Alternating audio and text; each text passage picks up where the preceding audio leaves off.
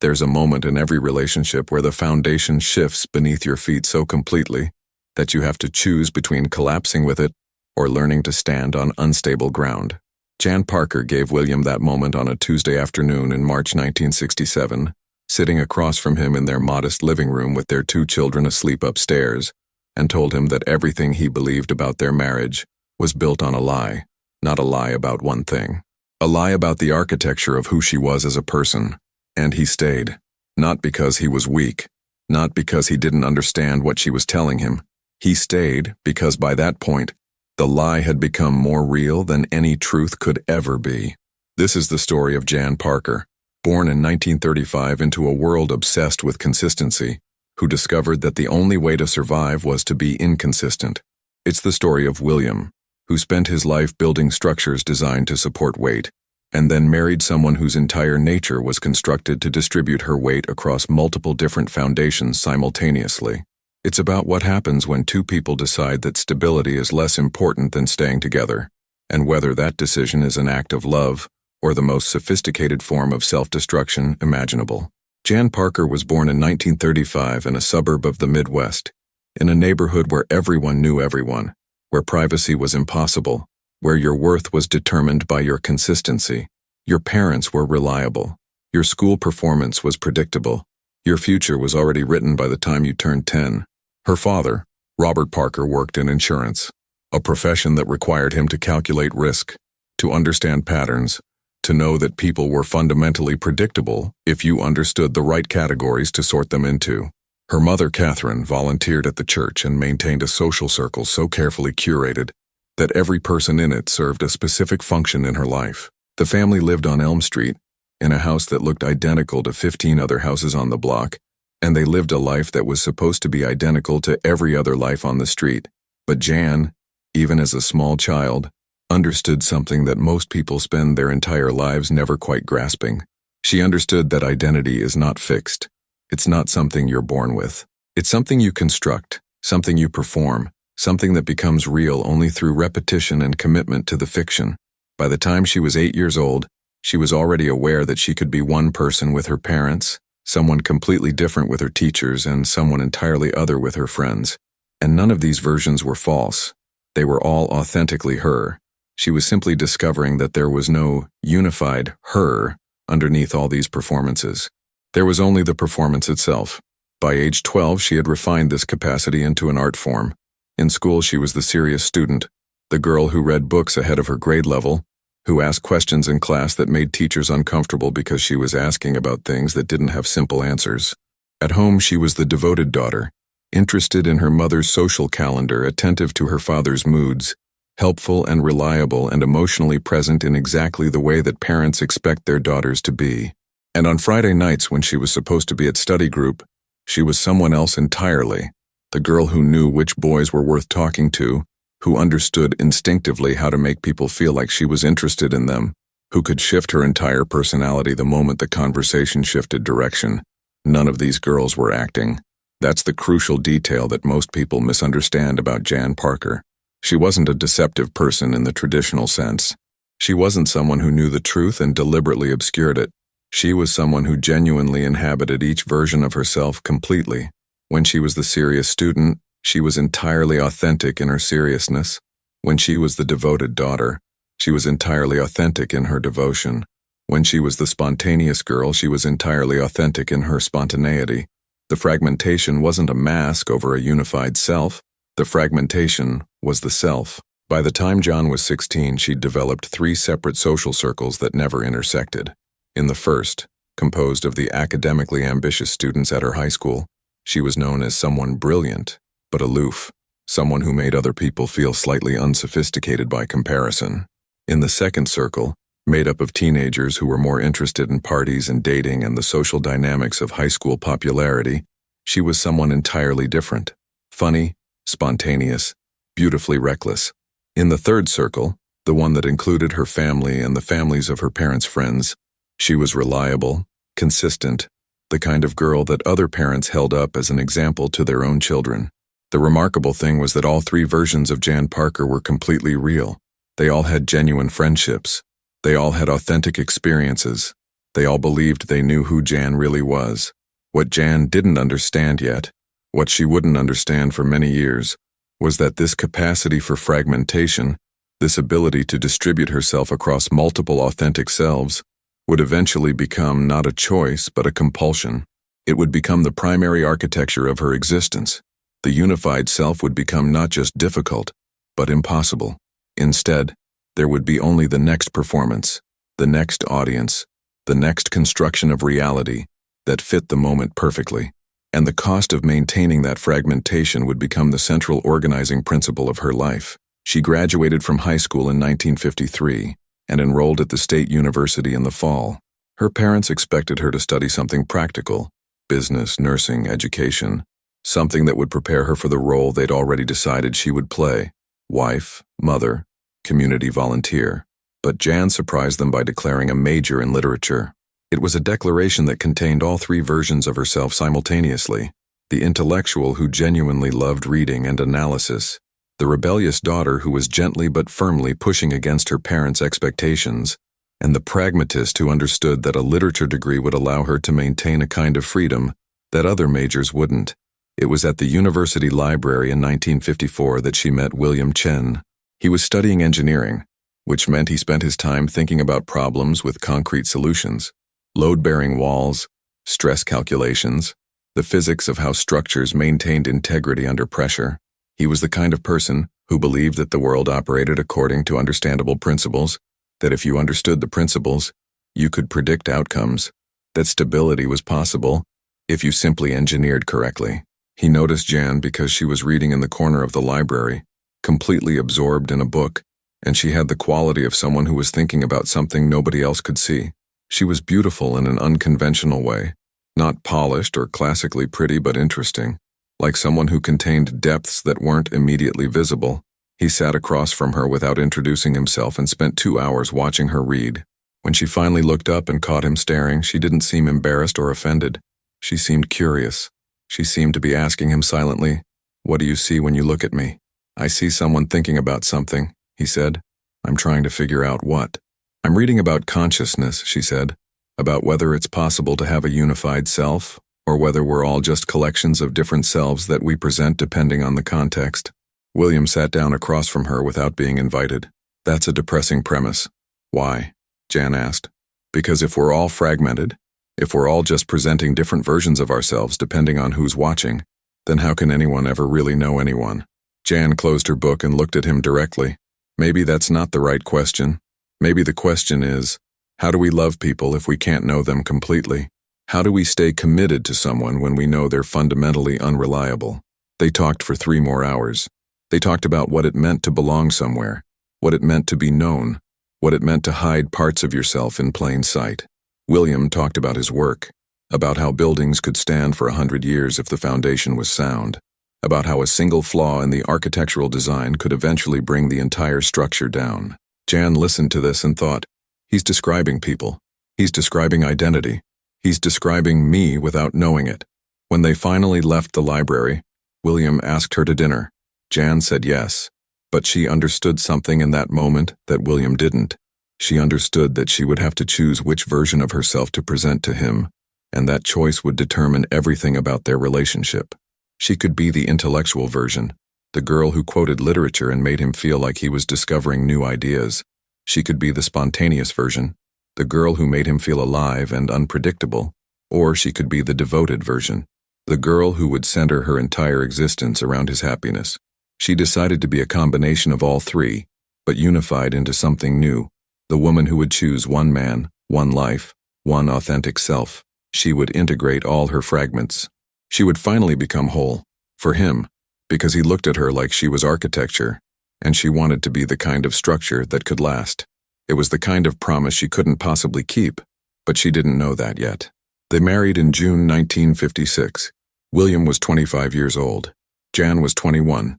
They moved to a modest house in the suburbs that were beginning to explode outward from the city, in that post-war era when everyone was supposed to want the same things: a house with a yard, children, stability, a partner you could rely on for the rest of your life. William wanted these things genuinely. He believed in them. He believed that if you built correctly, if you made the right choices, If you committed to consistency, you could create a life that would sustain you. Jan wanted these things because she wanted to be the kind of woman who wanted them. For the first few years of marriage, she almost succeeded in her integration. She created a version of domesticity that was entirely convincing. She learned to cook the meals William preferred: roasted chicken on Sundays, pot roast on Wednesdays, simple preparations that emphasized quality ingredients and care in execution. She became friends with the wives of William's colleagues, maintained a social calendar that was appropriate to their income level and social position, volunteered at the local elementary school in ways that suggested stability and community commitment. She was present in a way that made William feel like he was the center of someone's world.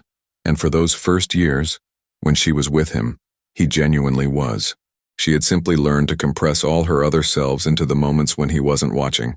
But compression, by definition, requires release. The versions of herself that she'd promised to eliminate didn't disappear.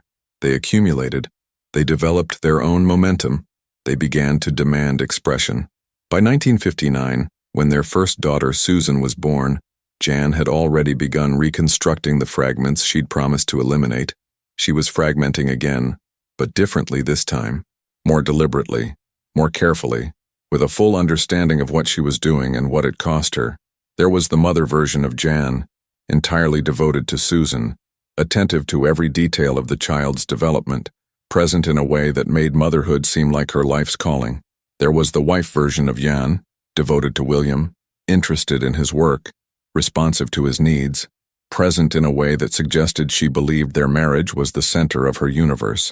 There was the community volunteer version of John, involved in school activities and church functions and neighborhood projects in ways that suggested a woman who was engaged and invested in the wider world. And there was the version of John that emerged when she went to the pharmacy or the grocery store, when she went to the library to volunteer, when she was anywhere outside the domestic space and away from people who knew her. Someone different, someone experimental, someone less predictable, someone who could look at the pharmacist in a certain way and make him wonder if she was flirting with him, someone who could move through the world as if she wasn't carrying the weight of a marriage and a child, and the expectations of an entire neighborhood. The dangerous thing about fragmenting yourself is that eventually, the fragments develop their own logic. They start to want different things.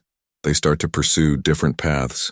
And the unified self that was supposed to coordinate all of them simply dissolves into competing drives that feel like authenticity from the inside of each fragment, even though they're directly contradictory. Between 1960 and 1965, Jan began what she would later describe in therapy decades later as her parallel lives. She wasn't having affairs in the traditional sense. She wasn't engaging in the kind of infidelity that involved explicit sexual betrayal, though even that wasn't entirely true. What she was doing was more subtle and more complex. She was having relationships, emotional relationships, intellectual relationships, relationships of genuine affection and connection with people who knew only one version of her. There was a man named David who worked at the university library where she volunteered. He was a graduate student in comparative literature, and with him, she was the intellectual version of herself. They would talk for hours about books and ideas and the nature of consciousness. He understood her intellectually in ways that William never could. He made her feel like her mind was valuable. He made her feel like the thoughts she was thinking about were real thoughts that mattered. There was a neighbor named Tom, a man about 10 years older than Jan, who seemed to exist in a state of permanent rebellion against the suburban life he was trapped in. With Tom, Jan was the spontaneous version of herself. When they encountered each other, at the grocery store in yards adjacent to each other, at neighborhood barbecues where William was drinking beer with other men, she would feel herself shift into a different mode of being. She would become someone looser, more dangerous, less constrained by the expectations of domesticity. Tom made her feel alive in ways that domesticity never could. Tom made her feel like she had choices, like she wasn't trapped in the life she'd agreed to. And there was a woman named Margaret, who lived 3 blocks away and whom Jan had met at a church function. Margaret was a woman in her 40s who'd never married, who worked as a teacher, who seemed to exist outside the normal structures that contained other women their age. With Margaret, Jan was neither the intellectual nor the spontaneous version. She was something else. Vulnerable, questioning, uncertain. She was someone who could admit doubt. She was someone who could confess that she didn't know who she was or what she wanted or Whether the life she was living was the life she'd chosen or the life she'd simply accepted, Margaret became the mirror in which Jan could see reflections of herself that William never saw. None of this felt like betrayal from the inside. That's the crucial detail that makes this story so psychologically complex. From Jan's perspective, she wasn't betraying William. She was surviving. She was the only way to exist without splitting apart so completely that she became unable to function. If she had tried to be entirely unified for William, she would have had to eliminate parts of herself. The intellectual part would have withered. The spontaneous part would have suffocated. The vulnerable, questioning part would have been buried so deep that she wouldn't be able to find it. Instead, she distributed herself. She gave different pieces to different people. She told herself this was fair. Everyone got authentic Jan. Everyone got the truth, just not all of it. She believed this. She genuinely believed this in a way that made it, in some sense, true. When she was with David at the library, discussing 19th century French novels and the nature of consciousness, she was being completely honest. She wasn't pretending to be interested in these things. She was genuinely interested. When she was with Tom, laughing at his cynicism about suburban life and allowing herself to flirt with the possibility of a different existence, she wasn't pretending. She was being genuine. When she was with Margaret, admitting her uncertainties and her confusion about her own identity, she was being utterly authentic. There was no single false moment in any of these relationships. There was simply the incompleteness of each one. William didn't know, or rather he noticed things. He noticed moments of distance, moments when Jan seemed to be somewhere else even though she was physically present. He noticed that sometimes she came home from volunteer work with a particular kind of energy, a particular kind of shine to her, that suggested something had happened that she wasn't telling him about. He noticed small things. The way she would check her appearance in the mirror before leaving the house in a way that suggested she was dressing for someone specific. The way she would sometimes mention David from the library and then catch herself and change the subject. The way she would return from volunteer work slightly disheveled in ways that didn't quite match the work she was supposedly doing. But William interpreted these things through the framework he'd been given. She was tired. She was adjusting to motherhood and the demands of a second child. Their son Michael had been born in 1962. She was busy with the details of household management. She was involved in community activities in ways that were fulfilling but also demanding. These explanations made sense within the reality they'd constructed together. The alternative, that the woman he'd married was simultaneously being someone else entirely, that his wife was distributing pieces of herself to other people, that the marriage he'd built his entire identity around was built on incomplete information, didn't fit within his understanding of how people worked. It didn't fit within his engineering-based worldview where things were either stable or unstable, where you either had integrity or you didn't. By 1966, Jan had developed an elaborate architecture of lies. Not one lie, but an interconnected system of them. Small lies that enabled larger ones. Volunteer work schedules that didn't quite match reality. Friend meetings that were actually conversations with other men. A slow, steady distortion of reality that left William living in a fiction she'd written for him without even knowing she was writing it. And the dangerous thing was that she believed her own fiction. When she was with William, she was his wife, completely, authentically. She wasn't performing. The lie didn't feel like deception from the inside. It felt like having discovered the only way to exist without splitting apart completely. If you asked her during those years, "Are you being honest with William?" she would have said yes. She would have believed it. Because the version of herself that she was with William was genuine. That version wasn't a lie. It was simply incomplete. It was one frequency among several, and she was broadcasting on all of them simultaneously. In March 1967, everything almost unraveled completely. William came home early from work one afternoon. He'd forgotten some papers he needed for a meeting, and he came through the front door expecting the house to be empty, or to contain only his wife and children. What he found instead was his wife and Tom, the neighbor, in their living room. They weren't engaged in anything explicitly sexual. They were sitting on the couch, and there was a particular quality to their proximity that suggested something intimate had either just happened or was about to happen. Tom saw William first and stood up with a kind of guilty panic. Jan turned to look at her husband, and her face did something that William had never seen before. It went very still, very calm, as if she'd been waiting for this moment for a long time, and now that it was here she could finally stop performing. William's response was not what anyone would have predicted. He didn't yell, He didn't demand explanations. He simply left the room and went upstairs. He sat on the bed that he shared with his wife and tried to understand what he'd just witnessed. Tom left. He could hear Jan downstairs, probably watching him go, probably wondering what would happen next. When Jan finally came upstairs, William was still sitting on the bed. She sat down next to him, not touching him, and she told him something that shifted the ground underneath both of them. She didn't deny what he'd seen. She didn't make excuses. She didn't say that Tom meant nothing to her or that it had been a moment of weakness or that she was sorry. Instead, she said, "I don't know who I am, William, and I don't think I ever did. I need to tell you something about myself, not about this moment, about me, about all of it." And then she told him. She told him about David at the library.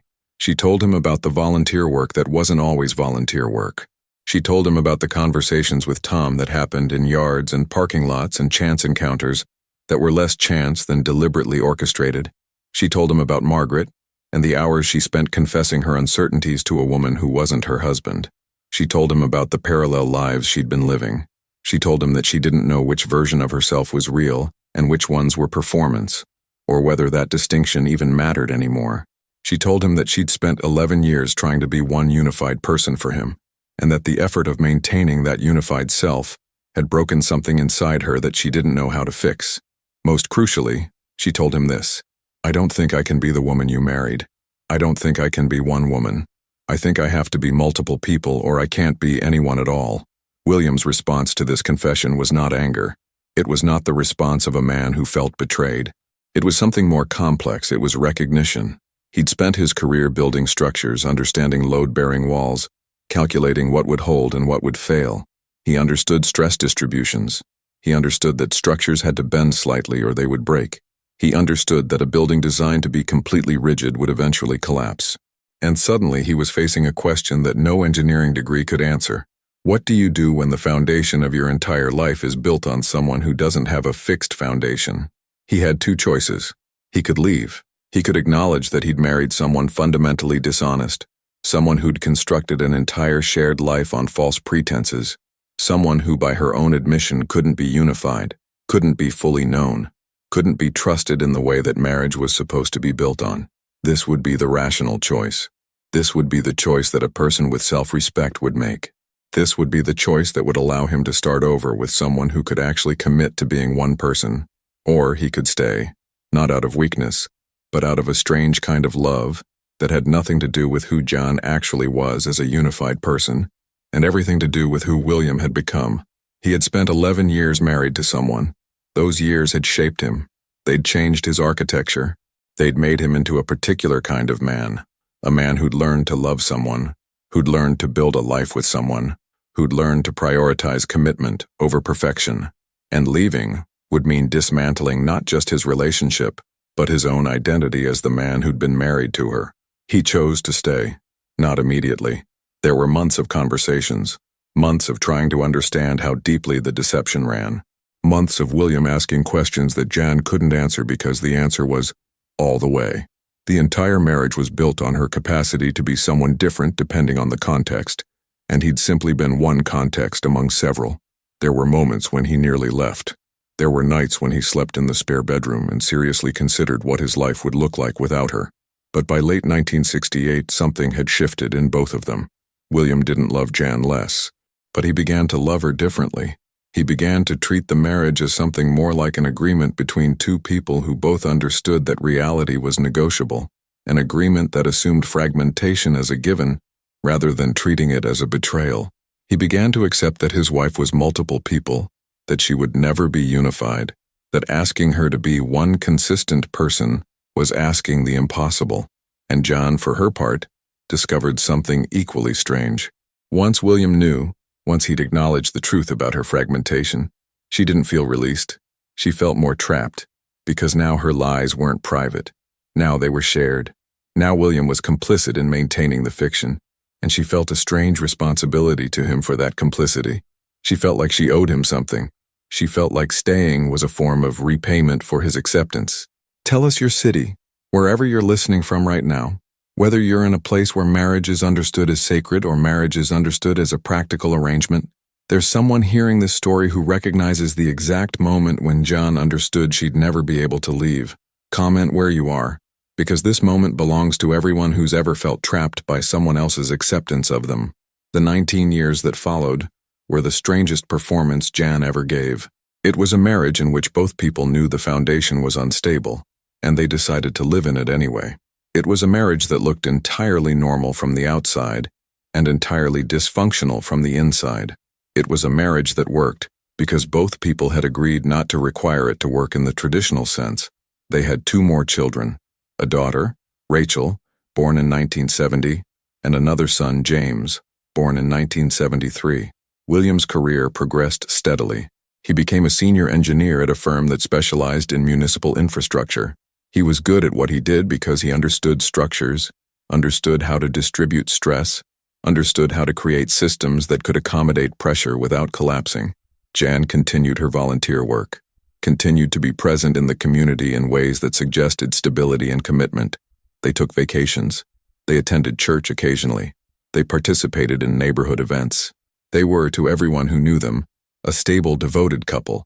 But inside the marriage was a different reality, a reality in which both of them understood that they were collaborating on a fiction. Jan never stopped fragmenting herself.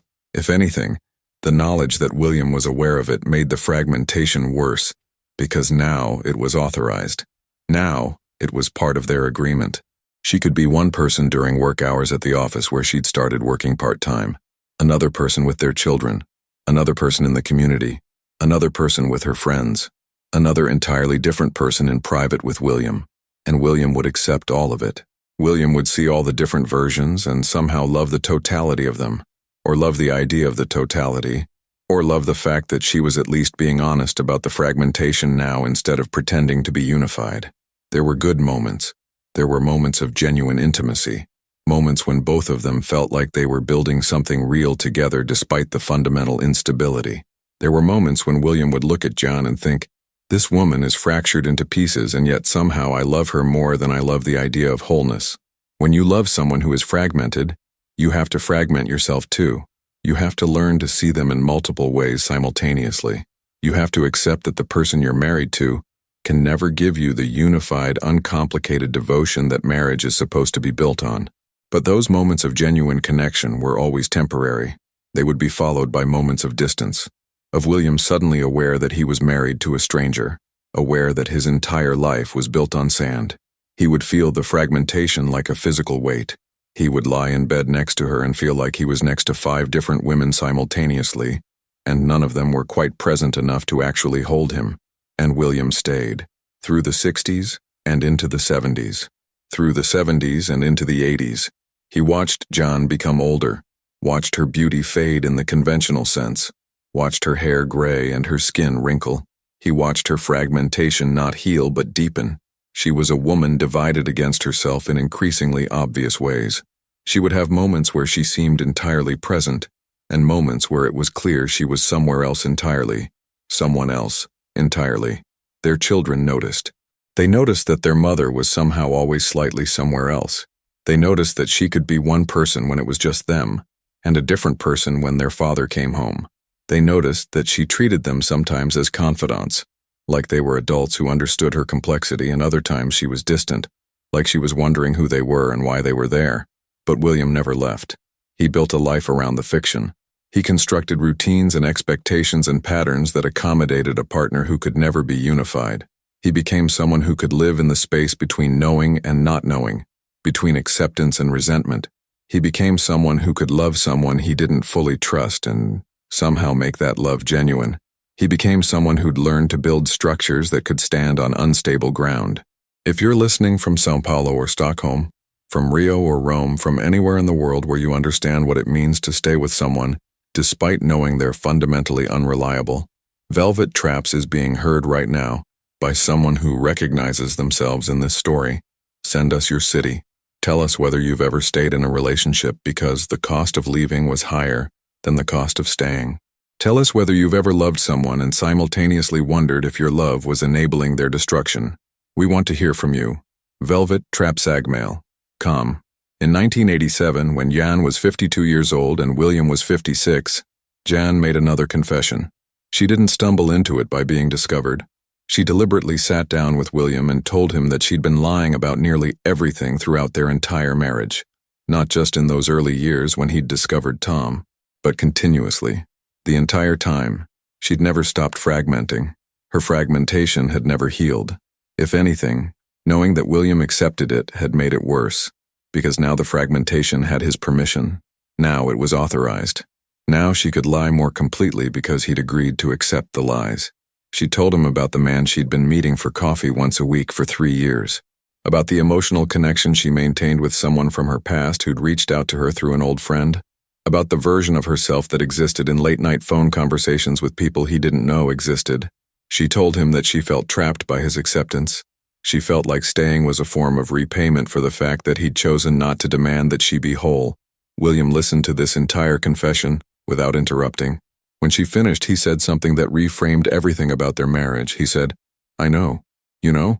Jan asked, shocked. "Not know in the sense of knowing the details. I don't know who you've been meeting for coffee or who you've been calling late at night. But I know that you're still fragmenting.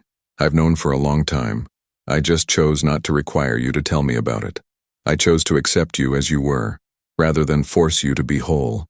Jan Parker looked at her husband of 31 years and felt something that might have been love, might have been gratitude, might have been the strange bond between two people who'd collaborated on the same fiction for so long that they'd become trapped in it together. She felt the weight of it. She felt the cost of it. She felt the way that his acceptance had made her unable to leave, unable to change, unable to become anything other than what she'd been all along. She stayed. She stayed for 19 more years after that confession, through his cancer diagnosis in 1998, through the treatments that sometimes worked and sometimes didn't, through her own health declining, through the slow recognition that they were both aging, both becoming fragile in ways that fragmentation couldn't accommodate, through watching their children become adults and start their own families, never quite understanding their mother, never quite forgiving her for the inconsistency of her love, through the empty nest years when they were finally alone again, and the fragments had nowhere to go but into the marriage itself. Where are you listening from right now? Are you in a place where you understand what it means to be loved despite your fragmentation? Tell us your city. Tell us the story that made you recognize yourself in John Parker or William. Write to velvettraps@sagmail.com. We're collecting these stories because they belong to all of us, because fragmentation isn't unusual. It's human. And the question of how we love people who are fragmented is the central question of contemporary life. The turning point came in 2006, when William's cancer returned in a form that couldn't be treated. He was dying, and he knew it, and he had the clarity that sometimes comes at the edge of death. Jan sat beside his hospital bed in those final weeks and told him, "I'm sorry. I'm sorry for every version of me that was less than you deserved. I'm sorry for the lying. I'm sorry for the fragmentation. I'm sorry for not being able to be the woman you married." And William, with the clarity that sometimes comes at the edge of death, said something that reframed everything about their entire 30-year marriage. He said, "You didn't deceive me, John. You survived. You stayed fragmented because being whole would have killed you. Being whole would have required you to eliminate parts of yourself, and those parts of you are essential. Those parts of you are the parts that keep you alive. And I stayed because staying was the only way I could understand what that felt like. You taught me something about love that I never would have learned with anyone else. You taught me that love isn't about knowing someone completely. It's about accepting that you will never know them, and choosing to stay anyway." This is where the story becomes something entirely different from the simple narrative of deception and betrayal. This is where the familiar framework of victim and deceiver begins to collapse entirely. This is where the real psychology of the story emerges. Because William wasn't the victim of Jan's lying. Or rather, he was, but not in the way that victims are traditionally understood. He was, in a strange way, the architect. He was the person who made the choice, repeatedly, to accept fragmentation rather than demand wholeness. He was the person who chose collaboration over confrontation. He was the person who, when faced with a partner who couldn't be unified, decided to become someone who could live with disunity as the price of love. And Jan wasn't the deceiver in the way we typically understand deception.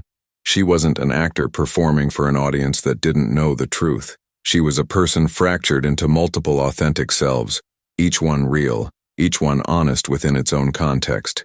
She was a woman who lied continuously, and yet never told a single false thing. She simply couldn't integrate herself into a unified narrative. She was a woman who was trapped not by William's anger or judgment, but by his acceptance. What they created together was neither victim nor victimizer. It was something more complex. Two people who had made a pact with each other to accept the unbearable, to accept that wholeness might be impossible, to accept that love might be the only structure strong enough to hold fragments together, to accept that sometimes staying is not an act of devotion, but an act of complicity. Jan Parker lived until 2014. William died in 2006. In those 8 years after his death, Jan became someone entirely different from the woman she'd been during the marriage. She began therapy for the first time in her life. She began trying with a kind of desperation that suggested she'd been waiting decades to do this, to integrate her fragments, to understand where the fragmentation had begun, to ask whether it had been necessary or simply habitual, to wonder whether all the years of lying had been protective or destructive or both. What she discovered was something that might be the real truth underneath everything else. Her fragmentation had never been about deception at all. It had been about fear. Fear of being known. Fear of being insufficient. Fear of disappointing people who expected her to be unified when she fundamentally wasn't. And William had stayed because he understood, without quite knowing he understood, that underneath her lying was a person terrified of being left if she was honest about her nature. The real lie wasn't the fragmentation. The real lie was the idea that staying and accepting fragmentation was an act of love. In many ways, it was an act of enabling. It was two people agreeing to live in dysfunction because leaving was harder than staying. It was a man and a woman deciding that dysfunction was preferable to the vulnerability of confrontation. It was a man deciding that accepting his wife's continued deception was easier than demanding change. It was a woman deciding that staying was easier than leaving, that his acceptance was easier than his rejection, that complicity was easier than honesty. But it was also something else. It was two people choosing to build a life together despite understanding that the life would never be stable. It was an acknowledgement that some people cannot be whole, and some people cannot require wholeness from those they love. It was a strange kind of forgiveness. It was a strange kind of love. If you're listening from anywhere on this planet, if you're in a place where you understand what it means to be loved despite your fragmentation, or what it means to love someone despite their fragmentation, we want to hear from you. We're collecting the stories of people who've stayed, people who've chosen complexity over simplicity, people who've decided that accepting someone's dysfunction was the price of love. Write to velvettraps@gmail.com. Tell us your city. Tell us your story. Jan Parker died in 2014 at the age of 79. She never fully integrated her fragments. She remained until the end, a woman of multiple authenticity, multiple selves that never quite cohesed into one. But she spent her last years knowing that someone had loved all the versions of her. And she spent her last years loving the memory of the man who had chosen to stay in the fragmentation alongside her. The question that haunts this story, the real question underneath everything, is not about deception or betrayal. It's about what we owe each other when we're married to someone's dysfunction. It's about whether love is supposed to be about accepting someone as they are, or whether love sometimes requires us to demand change. It's about whether staying with someone who is fragmenting is an act of devotion or an act of abandonment disguised as loyalty. William stayed because he understood something about his wife that she didn't understand about herself, that her fragmentation was the most authentic thing about her, that forcing her to be whole would have destroyed something essential, that loving her meant accepting her multiplicity, that building a marriage with someone fragmented meant learning to be fragmented yourself. But there's another way to understand this story entirely. Another interpretation that's equally valid, equally true. What if William didn't stay because of love at all? What if he stayed because Jan's deception had become so fundamental to his identity that leaving would have meant admitting that his entire marriage, his entire adult life, had been built on a fiction? What if he stayed not because he accepted her fragmentation, but because accepting her fragmentation was easier than acknowledging how much her lie had shaped him? What if John's 19 years after that confession weren't about gratitude or love, but about entrapment? What if she stayed because William had convinced her that her fragmentation was something to accept rather than something to heal? What if she stayed because he'd made her feel like the cost of leaving was the loss of the only person who'd ever seen all the versions of her, and therefore the only person who could make her feel real? What if the truth is that William's acceptance was the cruelest form of abandonment? What if by accepting her fragmentation, by refusing to demand that she integrate, By choosing complicity over confrontation, he enabled her to never change. What if staying was the most destructive thing he could have done? The story of Jan Parker and William is ultimately a story about two people who made a choice. The choice to live in a constructed reality rather than face the vulnerability of complete honesty. The choice to accept fragmentation rather than demand integration. The choice to stay when leaving would have been simpler, more honest, more healthy. But was it a choice? Or was it inevitability? The natural outcome of two people who'd spent so long in a lie that they couldn't find a way back to truth? Was it love? Or was it the most sophisticated form of self-destruction ever constructed? That's the real question that Velvettraps asks you to sit with. Not, was Jan Parker a deceiver? She was. Not, was William a victim?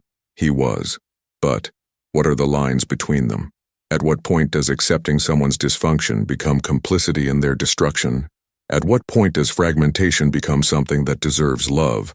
And at what point does it become something that deserves intervention?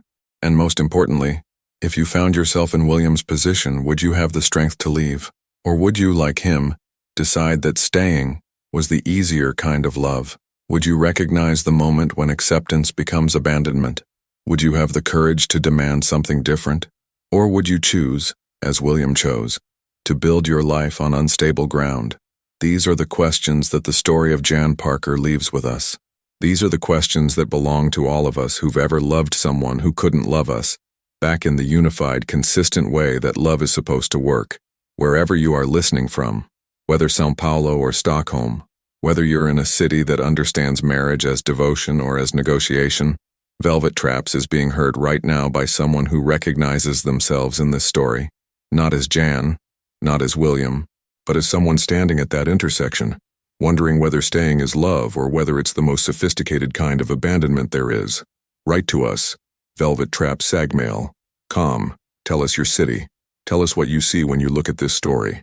Tell us whether you've ever stayed when you should have left or left when you should have stayed. Your perspective could be next.